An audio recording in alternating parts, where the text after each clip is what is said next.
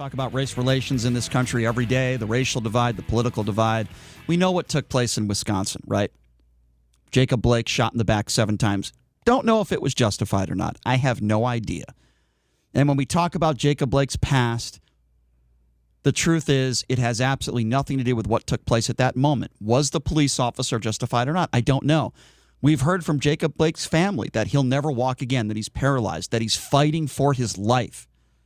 Well, I got to tell you something, folks. I saw a video of Jacob Blake. It was released publicly. He did an interview, and he made a, shouldn't say it was an interview, he made a statement. It was a calculated statement, but I was surprised at what he said. I want to play the audio for you first. This is Jacob Blake from his hospital bed, and then we'll talk about, dive more into it. But before we play the audio, he's sitting up in his bed. He looks very healthy. I have to say this. I was shocked. He's sitting up in his bed. Don't see any blood or any tubes coming out of his mouth. He seems to be breathing fine on his own. Nothing from his nose, his ears, his mouth. The man looks healthy. He doesn't look like a man that was shot 7 times. That's all I'm going to say. But this is audio, Jacob Blake, in his own words, a message he sent out to people. Have a listen to this. I just want to say, man, to all the young cats out there, and even the older ones, older than me, it's a lot more life to live out here, man. Your life, and not only just your life, your legs, something that you need to move around and move forward in life, could be taken from you like this, man. And I promise you, the type of that you will go through, staples, I got staples in my back, staples in my damn stomach. You do not want to have to deal with this, man. 24 hours, every 24 hours, it's pain, it's nothing but pain. It hurts to breathe, it hurts to sleep. It hurts to move from side to side. It hurts to eat.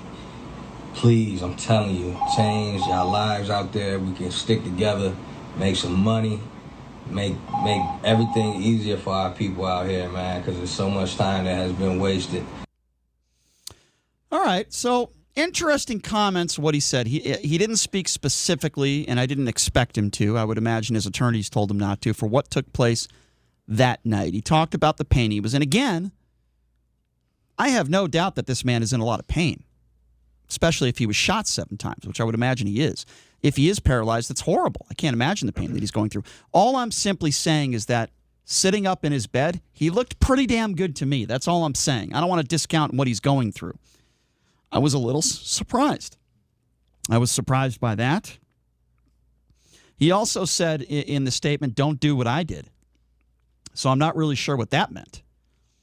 But again, the investigation is ongoing. There has to be accountability if, in fact, the officer or officers did anything wrong. My problem, and it's my problem with all these officer-involved shootings, is there's 2 sides to every story.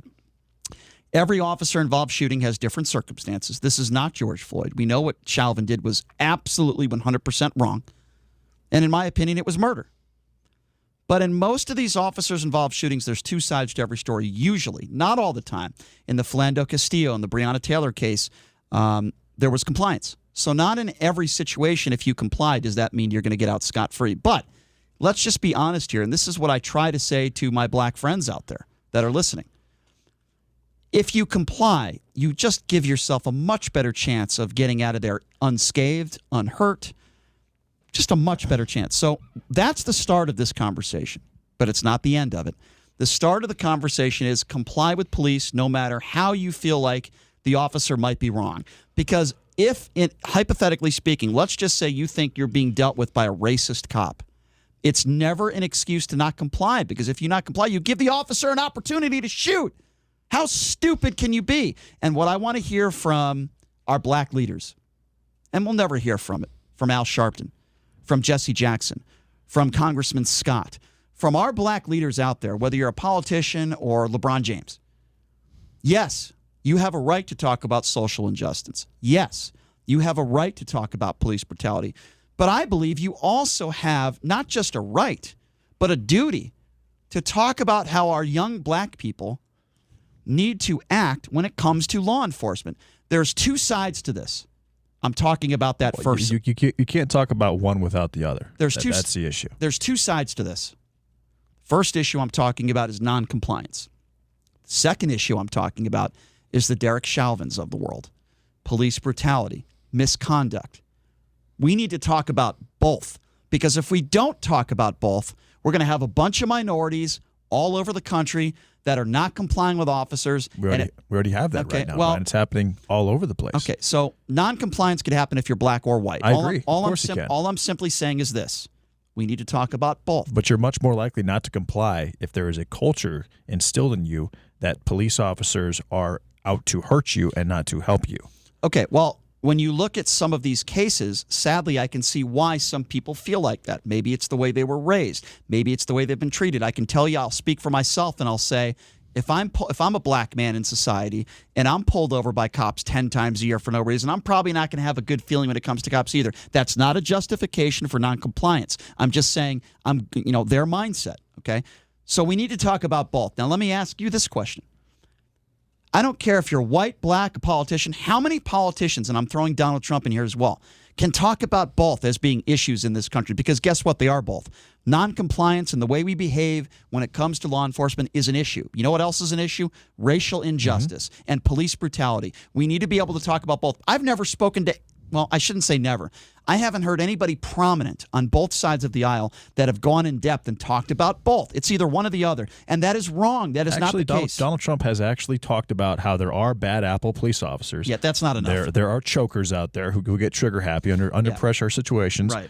And there are also police officers right now nationwide in Democratic-run cities, mostly actually all Democratic-run cities for the most part, are not being able to police correctly. Their hands are being tied behind their back, and they're not able to do their job. And a lot of that, and if you can't do that, and if the person that you're trying to arrest or that you're engaged in is not going to comply, that's going to lead to situations like this. Okay, so let me be very clear with what you talked about when it came to Donald Trump. You want to talk about extremely complicit and insensitive when Donald Trump compared, God forbid, a police officer killing an innocent black person to somebody missing a 3-foot golf putt. If I could just finish.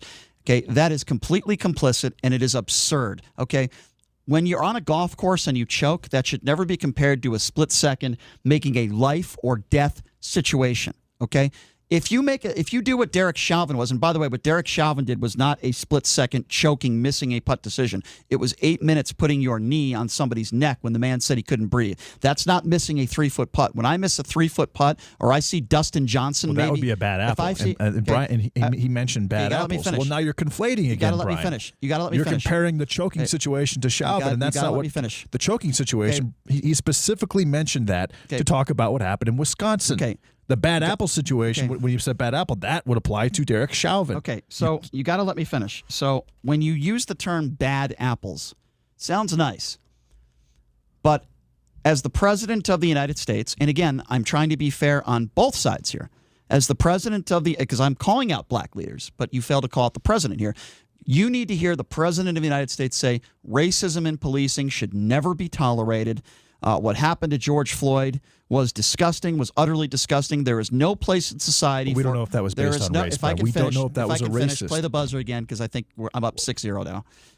You can't interrupt me. You're saying that what happened to George Floyd was absolutely based on race. It was most likely based on bad policing. It doesn't matter if you disagree. Which isn't the same as racism. It doesn't matter if you disagree with what I'm saying. I haven't interrupted you. Please show me the same respect. That's all I ask. When you compare bad apples, saying, no, there might be a few bad cops out there.